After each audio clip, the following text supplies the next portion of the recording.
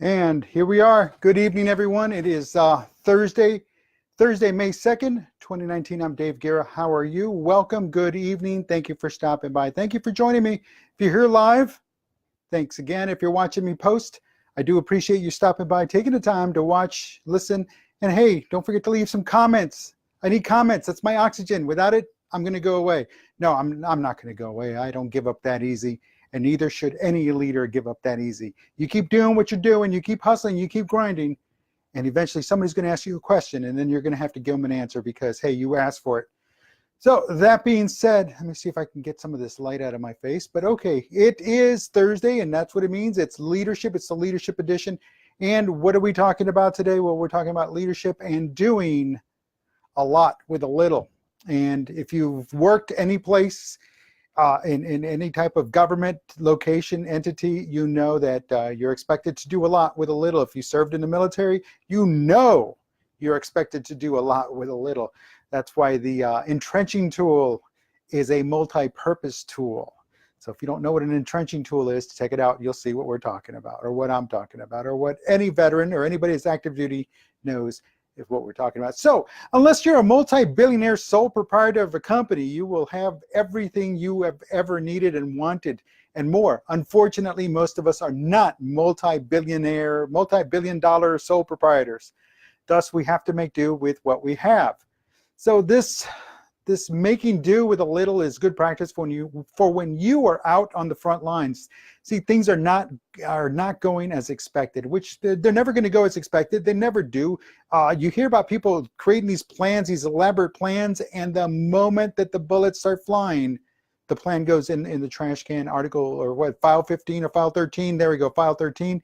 And that's the end of that plan. And now as you're just making do with what you've got, and you've got to make the best of it. So that's part of being a leader. It shows the leader's ability to function with limited resources, limited personnel. It develops outside the box thinking. And I know nobody, it's a tired term, but it's about as accurate as we can get. You have to live outside the box. You have to think outside the box. You have to be innovative. You have to be creative. You have to be Johnny on the spot when it comes to making a lot with a little. So, hey, so also it as a leader, it helps you enhance the team. It helps in team building and development and the growth of the team, because again, you're leading the path, you're leading the way. You're saying, hey, look, this is all we've got, this is what we can do. And as being a part of a team member, well, it's great because it allows you to do a lot of cross training, though you might not be formally trained in something, but being cross trained in something else definitely helps. It's not going to replace somebody when the time comes, but hey, it helps to fill in the gaps when it's absolutely positively necessary. And when you can fill in the gaps and when you can go and address issues, then that helps make a well-rounded organization. And a well-rounded organization is one of those things that is, guess what? It's a successful organization. It eliminates a lot of the I don't knows. That's where the success comes from. If your clients, your customers, your stakeholders are hearing, I don't know. And that's not a good thing. That's not a good image of your organization. But when they don't even hear the I don't know, it's just like, you know what, one moment, we'll get this taken care of. Then guess what? You're succeeding because they're succeeding, and they're succeeding because you're allowing them to succeed. Oh, and guess what else it helps destroy when you're doing a lot with a little, or when you're doing cross-training, when you're filling in those gaps, guess what else it eliminates?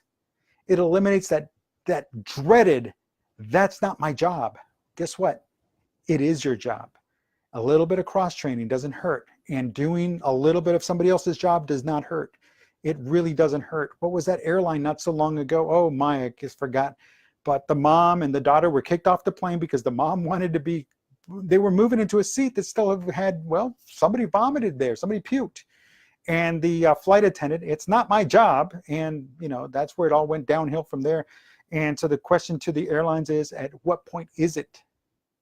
At what point is it? Because now they're going to have to spend all this money to recruit new customers to come in, all because that lady publicly said, that's not my job. But isn't that what is your part of your job, is customer satisfaction, cleanliness, health, safety of the passengers? But hey, that's for somebody else.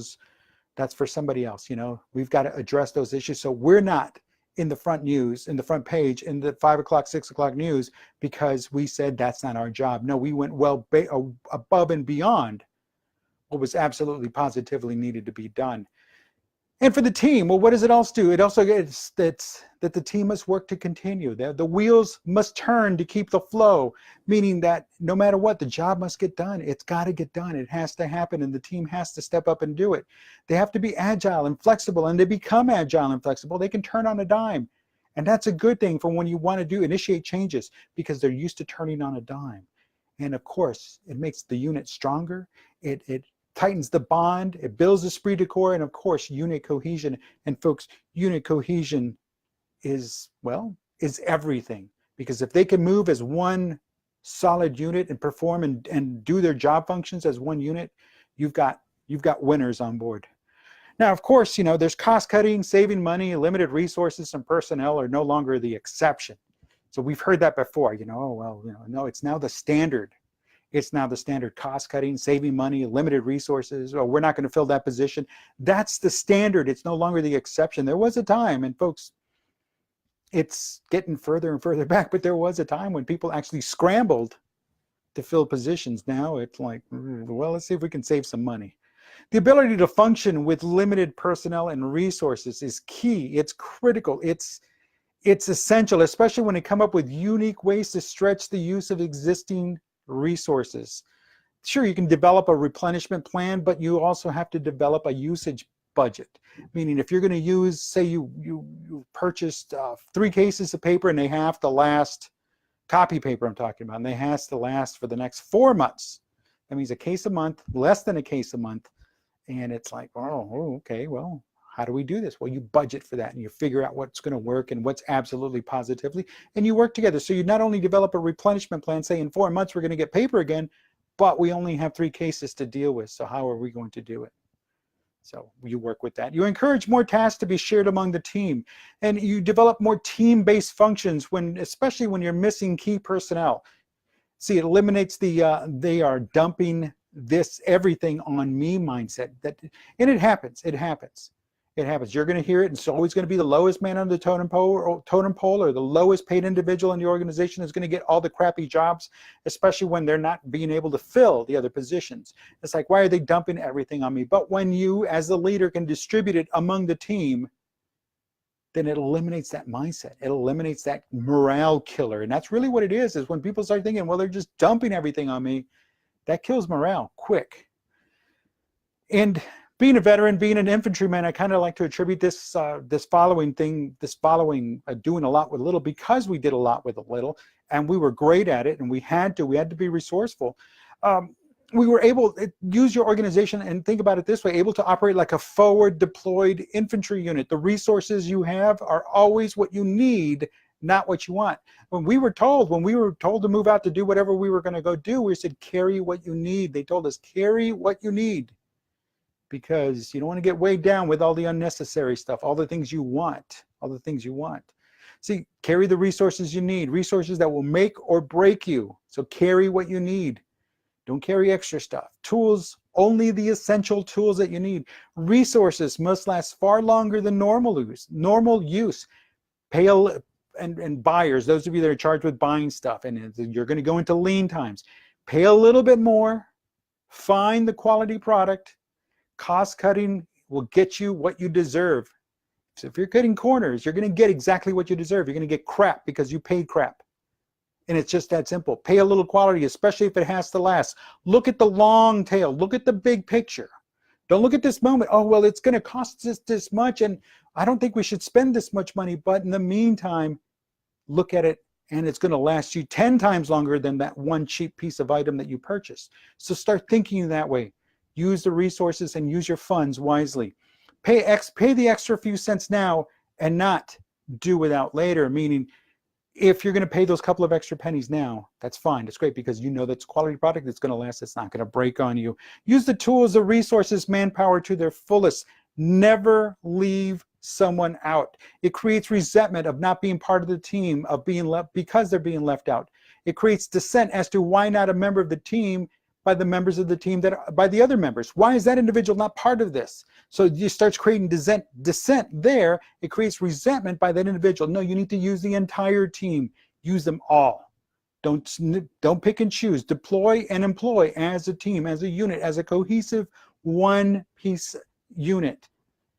Use the tools in a manner that they were properly made to be used. So what I'm saying is maintain and sustain their operability. Don't be banging equipment. Don't be hitting that stupid computer doesn't want to work. Don't be kicking the copier because it's not printing or it's not copying the way you want it to copy. No. And most of all, eliminate those black borders on copiers because that, again, that's just a waste of toner. Maintain proper maintenance. Avoid improper use. And because, you know, if you maintain it, it's going to last you a long time, especially if you paid those couple of extra pennies. And if you abuse it, well, guess what? Once it's gone, it's gone. And what have you got? Well, now you've cut yourself off at the knees. Resources are always being depleted. No one can sustain a long duration firefight. I guarantee that much because you carry only the ammunition you need. No one can carry that much ammunition. So ensure that you plan accordingly to expend resources in a timely and managed process. Using everything at once, well, guess what? It's done, it's gone, there's nothing more. You're not going to be able to sustain the 3 months or the 4 months of copy paper because everybody decided to print a book. When it's all said and done, as a leader, you can honestly state that you did everything you could.